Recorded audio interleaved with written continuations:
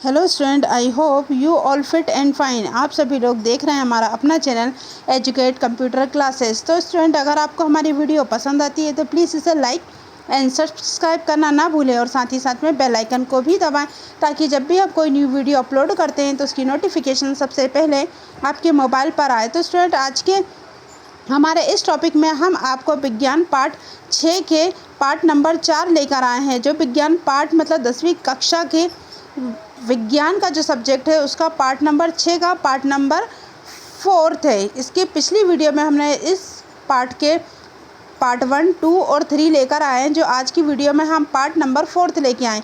तो चलिए स्टार्ट करते हैं आज की वीडियो।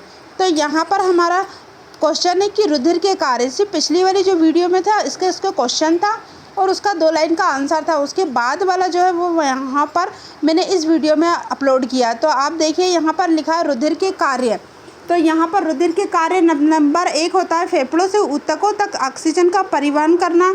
नंबर 2 रुधिर के श्वेत रक्त कणिकाएँ हानिकारक बैक्टीरियाओं, मृत कोशिकाओं तथा रोगाणुओं का भक्षण करके उन्हें नष्ट कर देता है। नंबर 3 पर है पहिकाएँ तथा फाइब्रोनिजिन नाम का प्रोटीन रक्त में उपस्थित होती है, जो रक्त का थक्का जमने में कार्य सहायक होता है। नंबर 4 है विभिन्न प्रकार के एंजाइमों का परिवहन करता है। नंबर 5 विभिन्न प्रकारों के हार्मोनों का परिवहन करता है। नंबर 6 छोटी आंत के परिजय भोज्य पदार्थों का अवशोषण भी रक्त प्लाज्मा द्वारा होता है, जिसे युक्त और विभिन्न ऊतकों में भेज दिया जाता है। नंबर 7 है शरीर के तापक्रम में ऊष्मा वितरण द्वारा नियंत्रित रखना। नंबर 8 विभिन्न ऊतकों में कार्बन डाइऑक्साइड को एकत्रित करके उनका फेफड़ों पर परिवहन करना। नंबर 9 विभिन्न प्रकार के उत्सर्जी पदार्थों का उत्सर्जन हेतु विक्रकों तक पहुंचाना। और नंबर 10 उपापचय में बने विषैलों एवं हानिकारक पदार्थों को एकत्रित करके हानिकारक बनाने के लिए युक्त में भेजना। तो स्टूडेंट, यहाँ पर जो रुधिर के कार्य होते हैं वो लिखवाए बताए गए हैं। यहाँ पर नंबर 1 से लेकर नंबर 10 तक के ये सारे कार्य काय के होंगे रुधिर के, कि रुधिर हमारे शरीर या हमारी बॉडी में किस तरीके से कार्य करता है। फिर इसके बाद है लसिका के कार्य। तो नंबर 1 है लसिका ऊतकों तथा भोज्य पदार्थों का संवहन करती है। नंबर 2 शरीर के घाव भरने में सहायक होती है। नंबर 3 पचे वसा का अवशोषण करके शरीर के विभिन्न भागों तक ले जाती है। नंबर 4 ऊतकों से उत्सर्जित पदार्थों को एकत्रित करती है। नंबर 5 हानिकारक जीवाणुओं को नष्ट करके शरीर की रक्षा करती है। तो स्टूडेंट, यहाँ पर ये रुधिर के कार्य थे और ये लसिका के कार्य है। मतलब लसिका के कार्य कि हमारे शरीर में लसिका किस तरीके से कार्य करती है। फिर इसका अगला क्वेश्चन है स्तनधारी तथा पक्षियों में ऑक्सीजनित तथा विऑक्सीजनित रुधिर को अलग करना क्यों आवश्यक है। तो स्टूडेंट, यहाँ पर आंसर होगा स्तनधारी तथा पक्षियों में उच्च तापमान को बनाए रखने के लिए अपेक्षाकृत अधिक ऊर्जा की आवश्यकता होती है। ऑक्सीजनित और विऑक्सीजनित रुधिर को हृदय के दाएं और बाएं भाग में आपस में मिलने से रोकना परम आवश्यक है। इस प्रकार का बंटवारा शरीर को उच्च दक्षतापूर्ण ऑक्सीजन की पूर्ति कराता है। मतलब जो हमारा उनका जो शरीर होता है उसके दाएं हृदय के दाएं बाएं भाग में को आपस में मिलने नहीं देना चाहिए। तो उससे क्या होता है कि ऑक्सीजनित तथा अऑक्सीजनित रुधिर को अलग अलग करना इसीलिए ही ज़रूरी है कि ताकि हम उनके शरीर में ऊर्जा बन सके। फिर अगला क्वेश्चन है हमारा उच्च संगठित पादप में वहन तंत्र के घटक क्या है। तो का आंसर है उच्च संगठित पादप में वहन तंत्र के प्रमुख ऊतकों 2 प्रकार के। नंबर 1 जाइलम ऊतक और नंबर 2 है फ्लोएम ऊतक।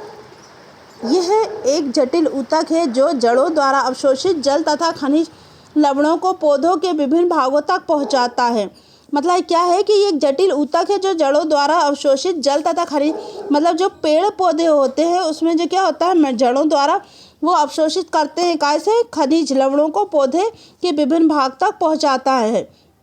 नंबर 2 फ्लोएम ऊतक। यह एक वहन ऊतक है जो खाद्य पदार्थों शर्करा जो पत्तों द्वारा संश्लेषित होती है तथा हार्मोन जो तने की चोटी में संश्लेषित होते हैं जो को पौधों के उन भागों में स्थानांतरित करता है जहां उनकी आवश्यकता होती है। मतलब जाइलम ऊतक और फ्लोएम ऊतक पेड़ पौधों की सुरक्षा और उनके शरीर में जो भी चीज़ों उनके लिए ज़रूरी होती है उनको उन तक पहुँचाता है। फिर अगला क्वेश्चन है पादप में जल और खनिज लवण का वहन कैसा होता है। अथवा क्वेश्चन दूसरा भी हो सकता है इसका, जैसे एक क्वेश्चन ये हैगा और दूसरा है पौधों में भोजन तथा दूसरे पदार्थों में स्थानांतरण का वर्णन कीजिए। तो आंसर होगा इसका, पादप में जल और खनिज लवण का वहन जाइलम ऊतक द्वारा होता है। जड़ तना तथा पत्तों में उपस्थित वाहिनिकाएं तथा वहिकाएं आपस में जुड़कर जल संवहन वाहिकाओं का एक जाल बनाती है जो पादप के सभी भागों से जुड़ा होता है। जड़ों की कोशिकाएं मृदा में संपर्क में होती हैं तथा वे सक्रिय रूप से जल तथा खनिजों को आयन के रूप में प्राप्त करती हैं। ये जड़ और मृदा के मध्य आयन सांद्रण में एक अंतर उत्पन्न करता है। इस अंतर को समाप्त करने के लिए मृदा से जल जड़ में प्रवेश कर जाता है। ये जल के स्तंभ का निर्माण करता है जो लगातार ऊपर की ओर धकेला जाता है। मतलब जो जल का निर्माण होता है वो क्या होता है, खनिज लवण का वहन करता है और सारे पेड़ पौधों को उनकी ज़रूरी चीज़ों को जड़ों के द्वारा पहुंचाता है। तो स्टूडेंट यहाँ पर मैंने आपको ये सारे क्वेश्चन आंसर दिए हैं। यहाँ पर यह हमारे पार्ट 6 जो विज्ञान का उसके पार्ट नंबर 4 थे। इसकी पिछली वीडियो में भी आप इसके पुराने क्वेश्चनों को देख सकते हैं, क्योंकि मैं जो ये वीडियो बनाती हूँ ये नंबर पार्ट 1, 2, 3 करके ऐसे अलग अलग पार्ट में डिवाइड करके बनाती हूँ, जिससे आपको सारे क्वेश्चन आंसर आराम से मिल सकें। चलिए स्टूडेंट, अगर आपको हमारी वीडियो पसंद आई तो प्लीज़ इसे लाइक एंड सब्सक्राइब ज़रूर करें। Thank you.